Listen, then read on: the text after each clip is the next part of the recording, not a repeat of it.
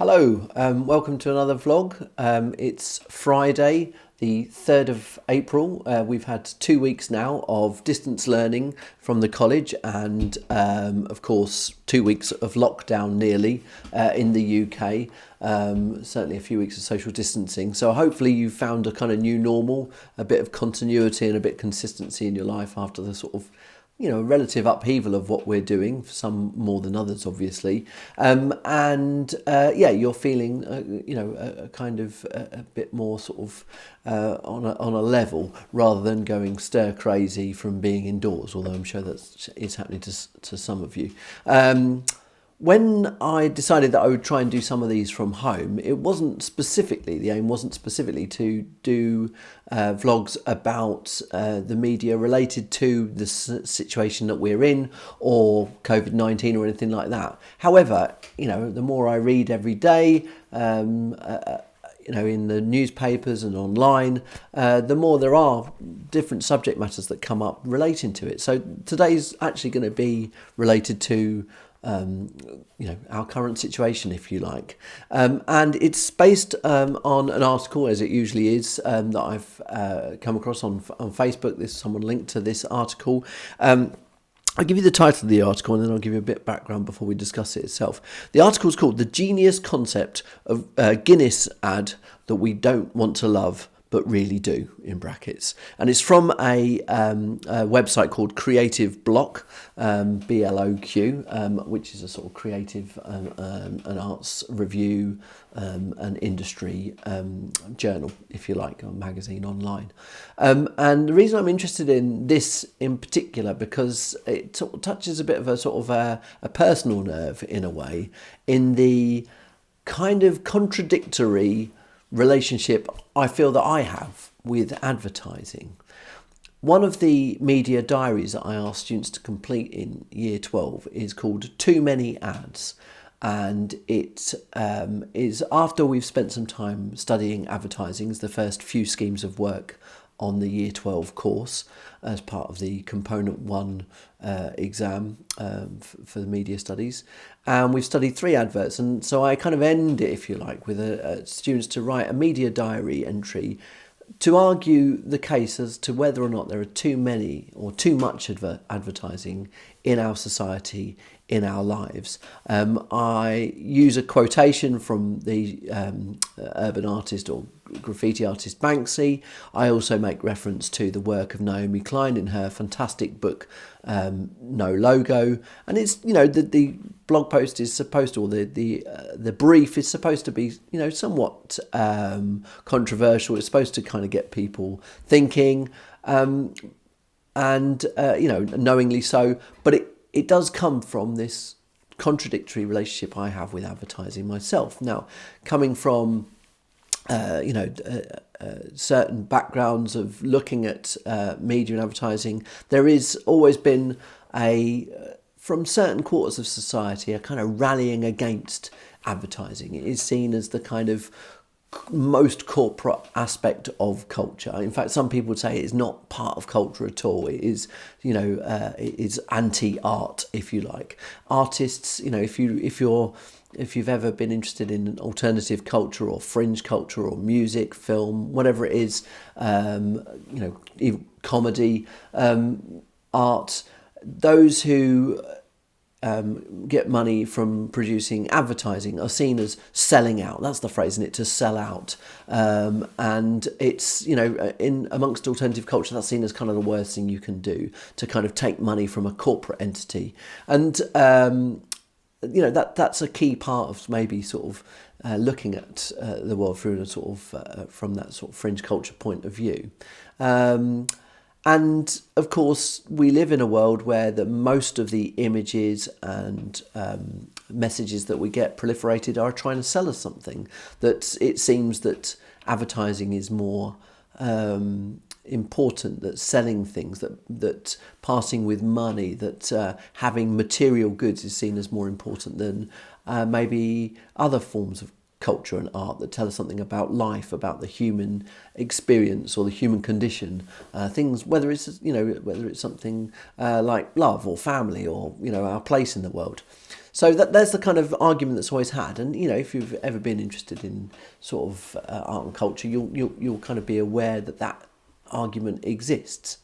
Now, I suppose my own interest in media and culture and film and art has meant that I suppose I felt like that for a long time. And, if you've not read Naomi Klein's No Logo, I definitely urge you to read it from a societal point of view, if you're a sociology student, for example. However, there are a couple of things which which brings about this contradictory relationship. First of all, my sort of the entire sort of I suppose male lineage of my family have in somehow way or form benefited from advertising. My dad spent his career as a typesetter. He worked in the print trade, and by and large most of the type that he would set would be for advertising. His dad was in the print trade, and of course much of the stuff that would have involved with advertising as well. My mum's dad, whilst his trade was bookbinding, again he spent time as a printer and would have benefited from advertising. I guess, the reason that media studies exists, I mean, of course we study TV and magazines and film and music video and things like that, but a huge part of the media is advertising. So it puts food on my table, and it always has done throughout my history, so I can't really snipe too much at it. And the second thing is that in many ways some of the most incredible design out there is done for advertising. Some of the best artists and designers work within that trade, and these aren't people who have sold out. These are people who are very talented, who obviously need to make money, and I'm a sucker for good design. And some of the most incredible broadcast and print adverts just innovative, ingenious, excellent.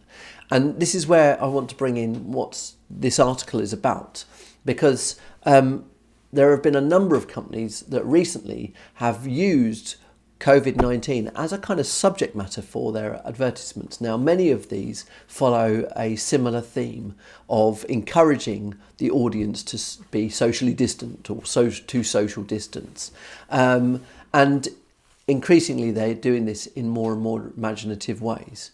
So there's two questions that come out of this, really. First of all, again, I wanted to think about this sort of love-hate relationship that we might have with advertising. It's necessity versus, it's abundance in our world taking over those cultural spaces where maybe real art could be, versus the fact that actually some advertising is really good, is really well designed, versus the fact that is COVID-19 a suitable subject for companies and corporations to exploit to essentially keep their brand in the public eye. I'm going to pick two examples. One is this Guinness advert, which I absolutely love. Okay, it's really, really quite stylish. The Guinness iconography is exactly that. It's iconic. The pint of Guinness is an iconic symbol around the world, even though it's famously an Irish product. It's something that's recognised globally. The pint of Guinness, completely black with the Guinness logo and a white head on top of the pint, has been iconic for many, many years. And this advert completely plays up on this. I'll post the ad below, but just a quick description. The advert uses what we call negative space. In other words, it draws attention to things by not having them there. Okay, this is a completely black sheet.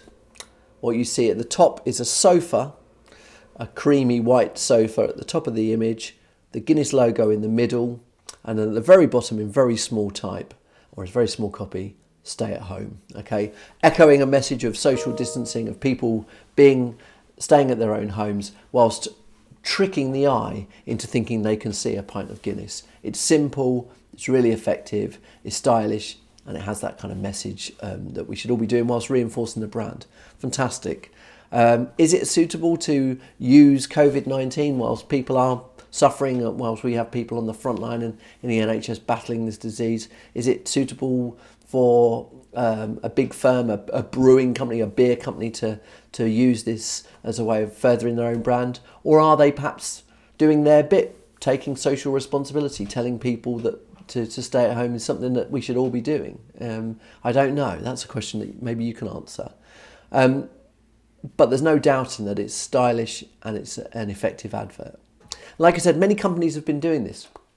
A lot of them are relying on a similar technique of social distancing. So a lot are using logos where maybe, for example, the Audi advert logo, very famously for sort of interlocking circles, they rebranded with them all separated to emphasise social distancing.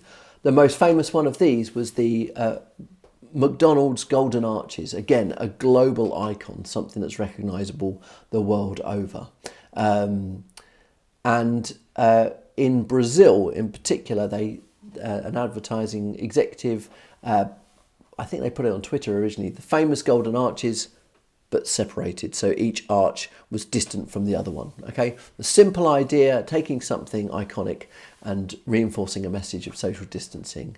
Now, what was slightly different about this one is that this was immediately jumped on and criticised. Not so much to say that it was in bad taste, but more a criticism of McDonald's own employee practices, their own labour practices were criticised for perhaps not being as fair to workers as they could be, and that maybe they should be focusing on keeping their own house in order before they start telling other people what to do. But there was a kind of backlash to that. So,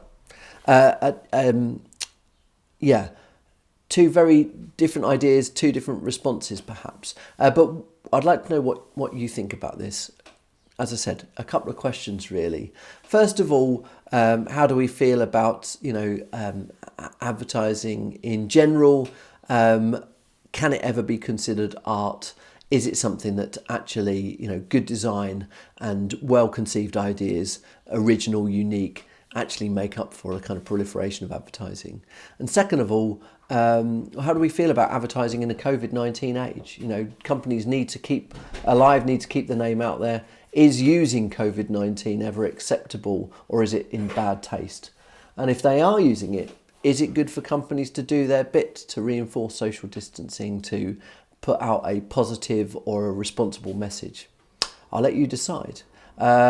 Please leave lots of comments below, and I'd love to hear what you think about this particular subject.